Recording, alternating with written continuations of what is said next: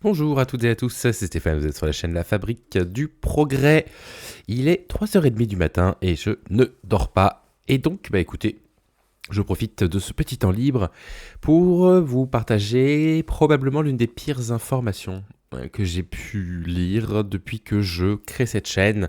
Si jamais vous êtes sur les réseaux sociaux, si je vous dis Éric Ténier, le patron du coup de Frontières, et Erzzy Yassoudeh, vous savez de quoi je parle. Là, on est sur l'une des choses vraiment les plus abjectes que j'ai jamais traitées sur cette chaîne. Je sais pas trop comment le dire autrement. Et si vous êtes donc sur les réseaux sociaux, vous savez de quoi je parle. Et je pense que vous êtes aussi horrifiés que moi. Ce qui s'est passé a abouti quand même à une plainte qui a été déposée en la personne de Mathilde Panot, mais qui est une plainte soutenue par l'intégralité des membres de LFI.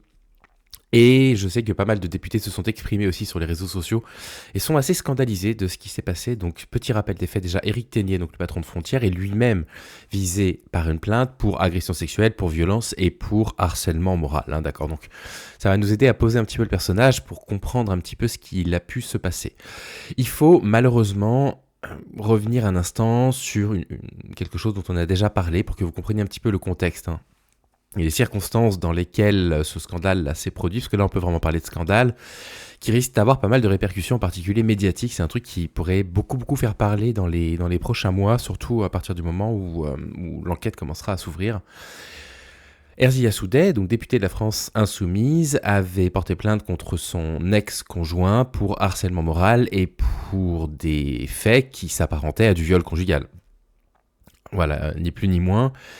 Elle a eu le courage de porter plainte. D'abord, il y avait une plainte qui avait été classée sans suite. Ensuite, il y a eu un jugement qui, faute de preuves, évidemment, vous savez que la matérialité des preuves dans les faits d'agression sexuelle, de viol est tellement difficile à prouver que la majorité des affaires aboutissent soit à des non-lieux. Enfin bref, là, en l'occurrence, c'était le cas.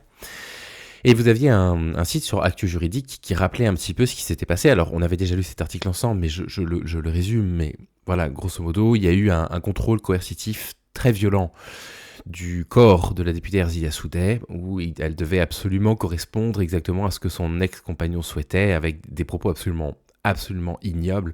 Alors je suis désolé pour ce que je vais vous lire, mais bon, bref. Elle a été élue donc et réélue en 2022 puis 2024.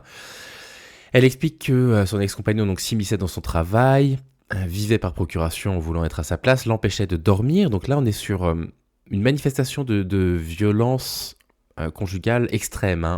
Priver l'autre de sommeil, sur le violentomètre, on est vraiment déjà dans des degrés assez extrêmes. Contrôler ses gestes, ses horaires, ses déplacements, sa contraception, on appelle ça un contrôle coercitif du corps. On en a parlé il y a quelques jours. Il refusait que j'aille suivre un stage contre l'antisémitisme, c'est lui qui choisissait mes vêtements. Donc en plus, voilà, il contrôlait la façon dont elle devait s'habiller. Il contrôlait sa pilosité, il disait, pardon pour mes propos, je te baiserai quand tu te seras épilé la chatte. Donc là, on est vraiment sur des choses qui confinent un minima au harcèlement sexuel, mais peut-être pire. Tant que tu n'auras pas la chatte d'une fille de 12 ans, je suis tellement désolé de vous lire ça. Bref, j'ai consenti à des actes dégradants, il l'a emmenée à des clubs échangistes contre sa volonté. Les participants remarquaient qu'elle n'allait pas bien. Ensuite, elle avait quelques mois de tranquillité. Donc là, on est sur de la pratique de viol conjugal, littéralement, dans ce qui est décrit par la députée Erzzy Yassoudeh. Son exposé des faits reprochait si glauque que l'on admire son courage de s'exprimer devant une salle comble. Elle, que l'expert psychologue juge fragile, sous emprise, en grande souffrance, qui se mésestime. Donc là, on parle d'un expert, une tierce personne, d'accord, qui n'a pas de parti pris. Elle évoque le jeu, entre guillemets, que lui proposait du coup son ex-compagnon avec l'homme mystère. Il voulait me bander les yeux et faire venir un inconnu. Donc, si vous voulez, voilà, donc vous voyez un petit peu l'horreur de tout ça. Puis elle disait, j'ai accepté ces pratiques qui étaient dégradantes pour moi parce que j'étais amoureuse, etc. Donc, on est dans la description typique d'une relation d'emprise. Et donc, il y a eu, gardez bien ça en tête parce que c'est tout le fond finalement de ce scandale là qui est en train de se jouer. Il y a donc eu une femme qui a subi clairement toute une série de rapports sexuels et de pratiques sexuelles absolument non désirées. Donc, si vous voulez, voilà, la plainte, enfin, je veux dire, comme l'avait très bien expliqué l'article là, que je viens de vous lire et qu'on avait déjà eu dans un épisode, explique que là, on est à la frontière de l'agression sexuelle, du viol, etc. Et il y a eu une passe d'armes sur Twitter entre Éric Ténier et Erzzy Yassoudeh. Et Éric Ténier a osé, donc le patron de Frontières, a osé tweeter ça. Si vous voulez qu'on commence à parler de vos pratiques sexuelles avec votre ex-conjoint, on peut s'amuser. On est nombreux à avoir les PV d'audition. Et c'est pas folichon. Voilà. Donc, ce tweet, évidemment, il soulève 3 questions. 2 questions qui sont des questions purement morales. Premièrement, comment, monsieur Ténier, pouvez-vous confondre des pratiques qui confinent au viol conjugal, au harcèlement sexuel, avec des pratiques sexuelles? Et vous ne faites pas la différence entre une femme qui subit, du coup, de l'agression sexuelle et une pratique sexuelle consentie, voilà. Deuxièmement, ça c'est une menace de revenge porn que vous êtes en train de faire. Vous êtes patron du journal Frontières, vous faites une tentative de revenge porn à l'encontre du député de la France Insoumise, et là où il y a évidemment le scandale qui est en cours, qui a déclenché du coup toutes les vagues de plaintes, etc. Comment se fait-il? Alors, quand vous allez déposer plainte dans un commissariat de police, après la plainte, vous récupérez le récépissé d'un procès verbal. Voilà, vous avez un procès verbal qui certifie que vous êtes venu porter plainte avec la raison pour laquelle vous êtes venu porter plainte. Et ce procès verbal est évidemment, j'allais dire privé, mais c'est plus que ça, strictement confidentiel. Monsieur Ténier, on aimerait savoir comment vous avez obtenu ces procès-verbaux.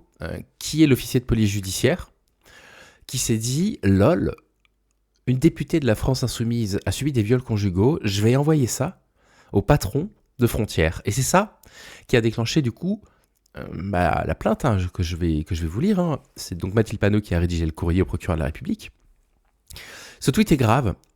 Alors comment est-ce qu'il fait pour confondre du coup une pratique sexuelle, comme il le dit, avec du viol conjugal? Il a lui-même été accusé de harcèlement sexuel, donc on peut comprendre comment il ne fasse pas la différence.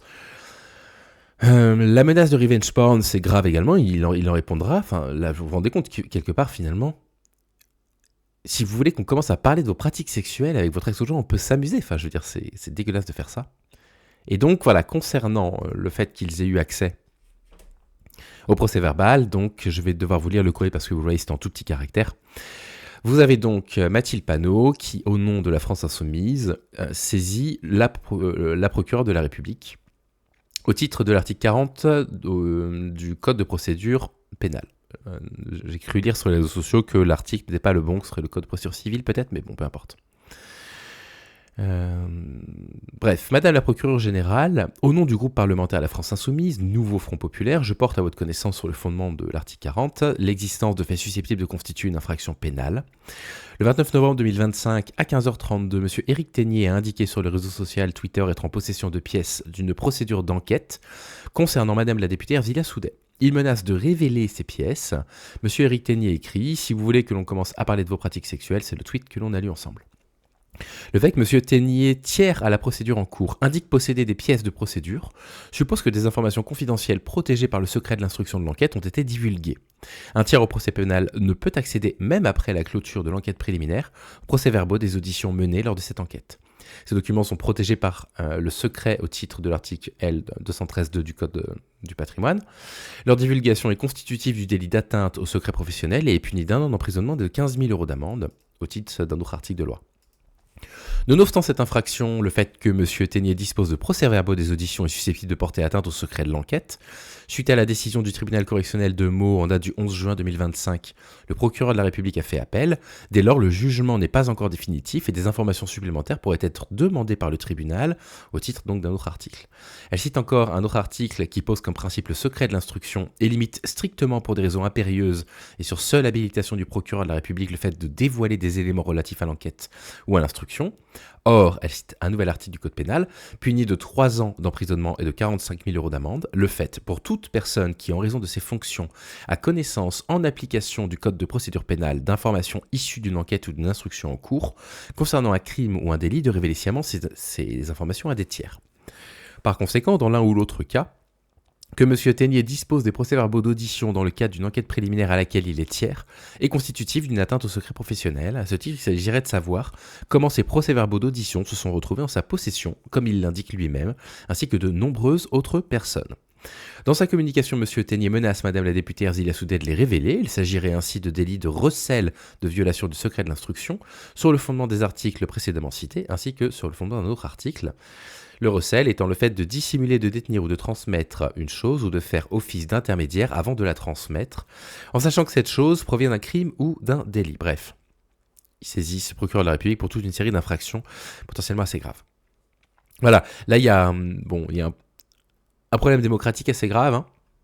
Pour le coup, là ça pose vraiment des questions démocratiques sur le fait que demain, si vous allez porter plainte et que vous êtes identifié comme un militant politique, eh bien potentiellement le procès verbal du dépôt de votre plainte pourrait être utilisé contre vous et transmis à des journaux d'extrême droite pour vous nuire.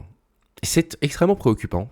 Et bon, voilà, il n'y a absolument aucun doute sur le fait que, dès l'instant où on apprendra que l'instruction est ouverte, que ça fera pas mal de bruit dans les médias. Ce truc-là risque d'avoir pas mal de retentissement parce que la France Insoumise communiquera dessus, parce que je pense que même la presse qui est quand même assez complaisante, on peut le dire, avec l'extrême droite, mais qui a quand même dans son viseur frontière n'est apprécié par pas grand monde, se fera vraiment le relais de ce genre de choses. C'est assez grave. Et on espère très sincèrement des sanctions vraiment exemplaires pour ce type de comportement. Mais Éric Tegnier, il n'en est pas à son coup d'essai. On a déjà parlé de lui sur la chaîne à plusieurs reprises, mais là, il est en train de dépeindre une facette de lui qui est vraiment profondément détestable.